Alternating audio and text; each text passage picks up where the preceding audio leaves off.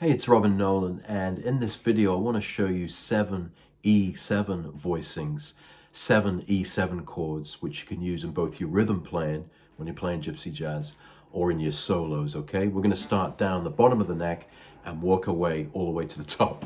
Okay, number 1, good old, right? You can use this open E7 voicing, just like in I Saw Her Standing There. Well, she was just 17, you know how it goes.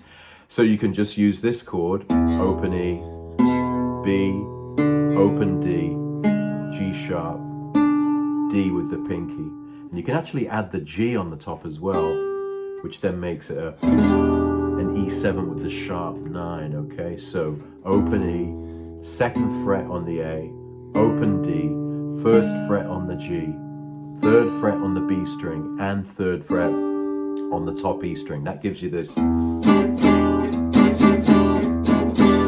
right, which can sound cool when you're playing even a melody like All of Me. I would go something like this. And kind of play the melody and back it up with a chord. That's a technique that I use quite a lot. Right, so there's chord number 1, E7 sharp 9 down the bottom of the neck. Number 2, we just go, right, then we've got E major there. This is a classic shape in Gypsy Jazz. You see it all the time. And you've got the root in the pinky, right? There's the E. You've got the 3rd in the bass, the G sharp. Then you've got the root there on the D string. You've got the B on the G string. Right, so just a nice kind of open classical E major, right? With the 3rd in the bottom. So 4th fret on the bottom E, 2nd fret on the D string, 4th fret on the B string. And there's the pinky with the 5th fret on the B string playing the E. Loads of places you can use this. Practice this movement. This is nice. Just go in between.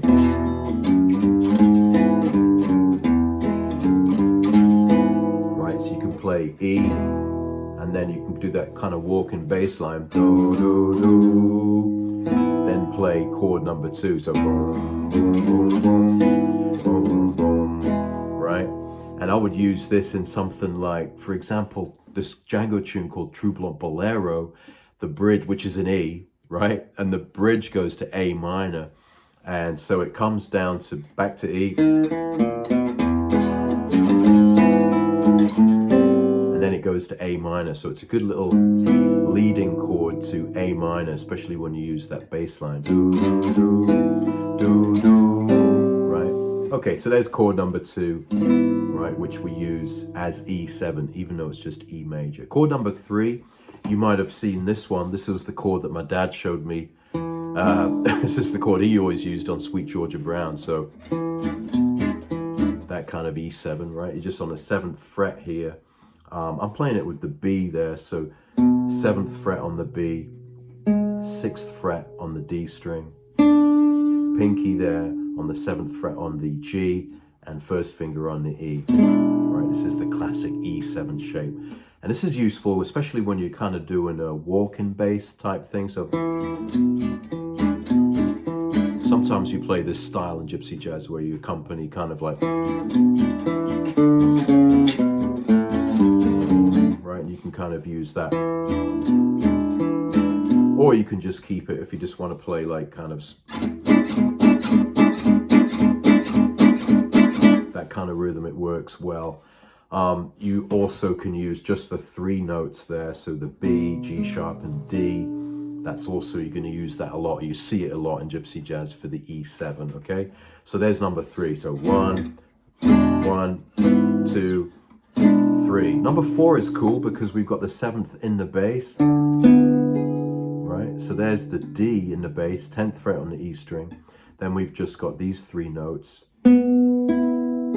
which is just B, E, G sharp, right? Barred with the 1st finger, then the 10th fret on the E string is the 7th. You got that really kind of upside down voicing, right? There's the 7th with the pinky, but here we got the 7th in the bottom. So this is beautiful. Learn the shape first, right? There you've got 10th fret, that's the D, then you've just got B, E, and G sharp. So with the, right, this sounds great. in your solo playing, when you're doing an actual guitar solo, something like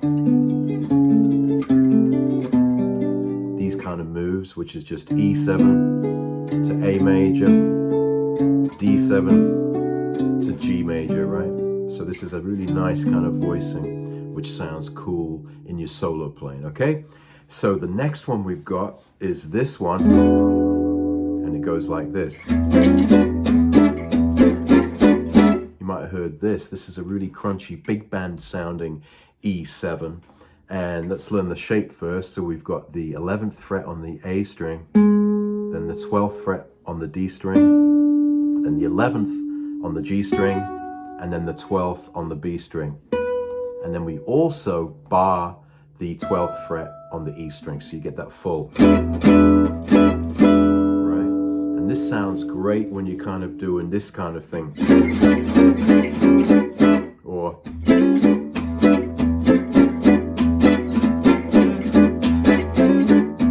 this kind of big band kind of moving around, which really kind of adds a lot to your solos. So there's that voicing. So we got 1, 2, 3, 4, 5, and then we've got this one, which I'd use in my solo playing too, which we start with the D, 12th fret, the F sharp, 11th fret on the G, the 9th fret on the B, and then the 12th fret on the E. So this sound.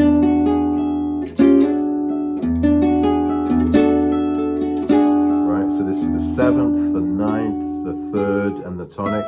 And I would use this in my solo playing, you know, when the chords are going over E7, I might just go, and you can kind of raise that note there, which gets a bit of kind of tension. So when the rhythm's going, you can also go, right, so that's a pretty kind of cool E7 up there on the 12th fret. The last one is insane. This is just like the most kind of, it's this sound. I learned this from Biréli, and a lot of the cool players are using this as an E7 now. You've got the, let's learn the shape first. So you've got the bottom E, then you've got the pinky on the 7th fret on the A string, then you've got the 6th fret on the D string, the 5th fret on the G string, and then barred, the 3rd fret on the B string, and the 3rd fret on the top E string. You've got this sound.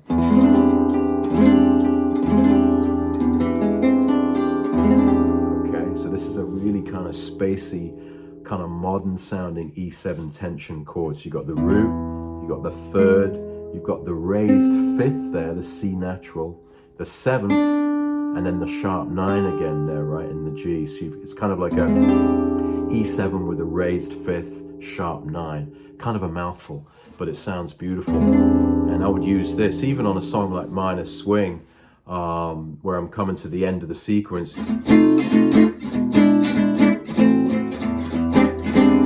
So I'm playing some lead lines and I kind of go to that big, massive E7 chord, which I saved that one to last because it's actually my favorite. Right, so get that shape. Might be a bit of a stretch, but it's worth working on that one.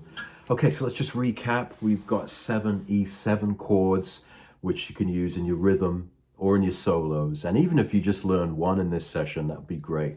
And also let me know which is your favorite. I'd like to know. So we've got E7, right? And then we're gonna sharp the 9 there. We're gonna go, right? Just like All of Me. Right? You can use it in your solo playing. Number 2, we just go, then we got E major there, right? So just the G sharp, E, B, and E. And this sounds great with this movement.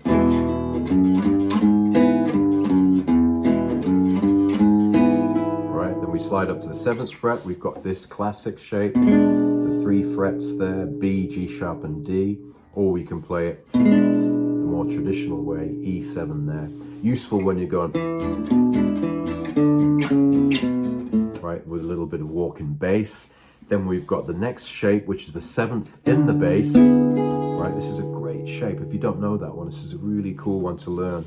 So 10th fret on the bottom E there, then 9, 9, 9, right? 7th in the bass. This sounded good with this kind of progression.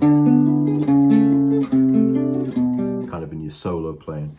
Then we had this one, which was just kind of that half diminished shape on the 11th fret, right? So it's just 11, 12, 11, 12, and then barring that to get the root. If you can't get that bar, then don't worry, you can also play.